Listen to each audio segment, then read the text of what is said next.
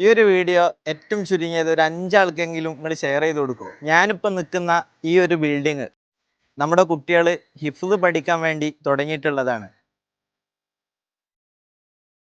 നിങ്ങൾ ഈ കാണുന്നത് പോലെ ഇനിയും നമ്മുടെ ഹിഫ്ള് കോളേജിന്റെ പണി ഒരുപാട് പൂർത്തീകരിക്കാനുണ്ട്.